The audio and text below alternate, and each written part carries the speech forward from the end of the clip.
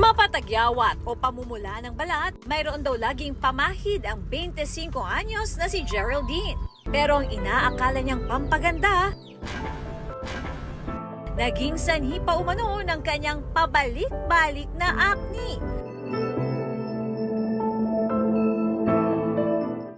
Taong 2019, nagsimulang makaranas ng malalang tagyawat si Geraldine. Una po sa tinga, tapos sa ulo, then hanggang sa mukha ko na po, nawala na po yung confidence ko sa sarili ko. Nahiya na rin po akong lumabas ng bahay kasi pinagtitinginan na yung mukha ko. Kung ano-ano raw ang sinusubukan niya para mawala ang kanyang tagyawat. Mula sa paggamit ng dinurog na dahon ng malunggay, pati pagpapaalbularyo. Pero tuloy-tuloy pa rin daw ang pagdami ito sa kanyang mukha. Namangga na po yung ulo ko. Marami na pong nanang nagsusugat din yung mukha ko. Marami na pong pimples, tapos nagsusugat-sugat na po yung ilong ko.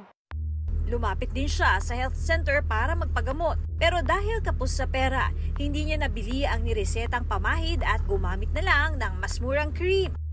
Unang gabi na ipinahid niya ang cream, napansin daw niyang may pagbabago sa kanyang mukha. Umipikto naman kaya tinuloy-tuloy ko na lang po yung paggamit. Natanggal po yung mga sugat-sugat ko.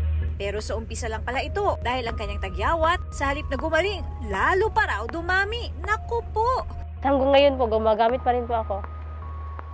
Kasi pabalik-balik po kasi yung pimples ko. Wala po kasi ako ibang alam na gamot na pwedeng ilagay sa mukha ko. Di ko na halos mahawakan yung mukha ko. Aming ipinasuri si Geraldine sa dermatologist na si Dr. Mary Wong. Gano'ng kadalas po ba? Araw-araw po? Every night lang po. Tapos pag mayroon lang tutubo, saka ako maglalagay. Maring nararanasan daw ni Geraldine ang tinatawag na rebound phenomenon. Ang cream na ito ay may nilalamang ketoconazole, which is an antifungal, plus clobetasol po, which is one of the most potent o isa sa mga pinakamatapang po na pamahid na steroids. Maari raw na na-immune ang balat dito kaya hindi na epektibo. Noong 2019, naglabas ang Food and Drug Administration o FDA ng paalala sa publiko na huwag basta-basta gumamit ng pamahid sa mukha kung walang reseta. Sa isang email, sinabi naman ng FDA na rehistrado ang pamahid na ginagamit ni Geraldine. Pero nakasaad din dito na isa itong prescription drug o kinakailangan ng reseta bago gamitin. Si Geraldine, pansamantala munang itinigil ang paggamit ng mumurahing cream para hindi niya raw madagdagan pa ang iniindang tagyawat. Hindi po ito pwedeng gamitin sa mga kati-katiko or ng sarili lamang na pagpahid. Hindi po siya pwedeng gamitin para sa mukha po. Anumang pampaganda, dapat maging maingat.